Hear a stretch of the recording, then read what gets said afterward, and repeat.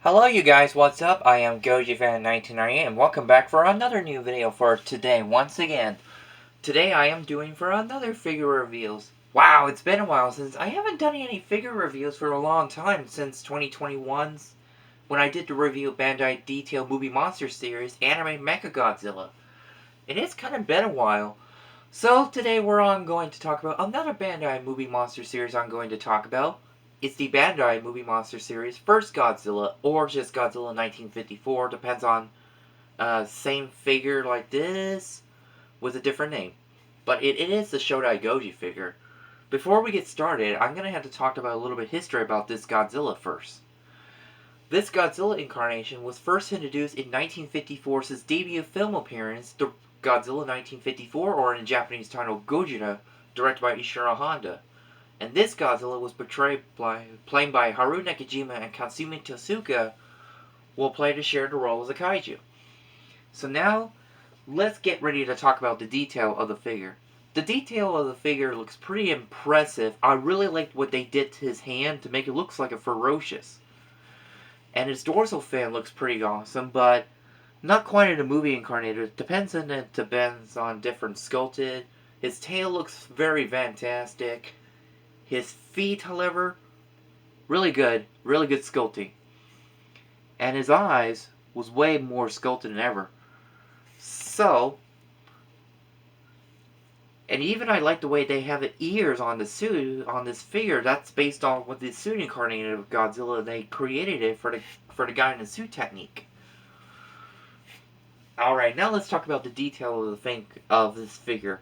The paint job of the figure looks very impressive, very black, had a white color around it, even around here, and his knee, and his toenails, and his fingernails, including his top of his forehead. Really very sculpted, very well done. And now, so, I kind of like the way they did very well to have this collarbone, the entire dorsal fin, but no one quite not know what was the actual official color of the original 1954 Godzilla suit, because there were so many rumors about they said about different color. Alright, so now let's talk about the movement of the figure. Is this figure had a movement? The answer is yes, the figure does move. I'm going to get a little bit closer look, so let's do his arm. You can rotate his arm like this.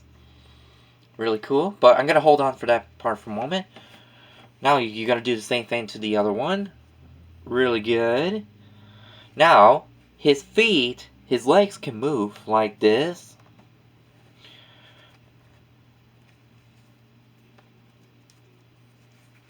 Just like this. Now let's get his arm down. And his tail, however, can move. But you gotta be very gently.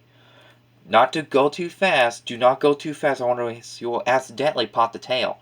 So be very careful. Alright, the next thing I want to do is the size comparison.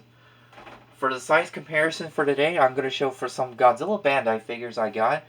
I'm going to start with one is the Bandai 50 Memorial Godzilla 1965, was played by Haru Nakajima. These guys are actually, they have the same hive together, really cool. Let's get them face to face like they're going to fight. Yep. So that's Godzilla 1965.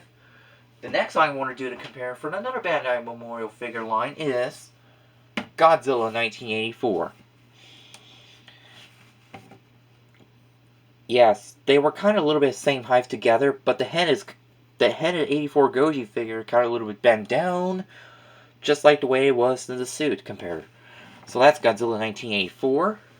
The next one is another Bandai Movie Monster Series I want to show is Godzilla 1999, or the Millennium Godzilla. So, Godzilla 1954 here is way taller than him because just like 84 Goji, it depends on it, the head gets a little bit crouched down. And this is also based on the provision when Sugimo Kamiyama wore this Godzilla suit to make his own movement. So that's the Millennium Godzilla. Alright, the final comparison today is another Bandai Movie Monster Series set, Godzilla 2019. They all kind of have the same hive together, but really cool. And the dorsal fins are very similar. See? It's because they were sculpted the same detail of this 1954's dorsal fin into the MonsterVerse Godzilla. So that's Godzilla from MonsterVerse. Alright, before I had to conclude this video, I'm going to talk about the history. Where did I got this figure?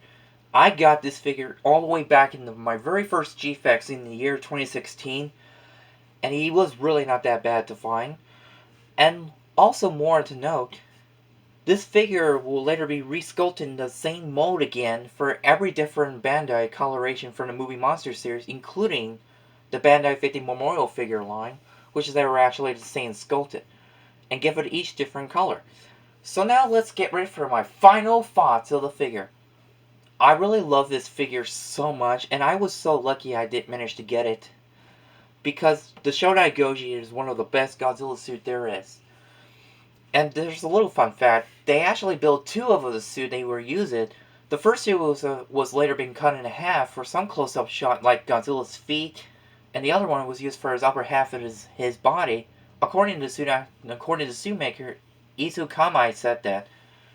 And another suit, it was that suit as well. It's the current suit. It was still very, very heavy suit. And it was also, the inside of the costume was way over 135 degrees, according to some documentary video about how hot it is inside of the suit. It makes a suit actor to lose his weight so easy. That demonstration to Haru Nakajima. So that's for my Bandai Movie Monster Series first Godzilla figure.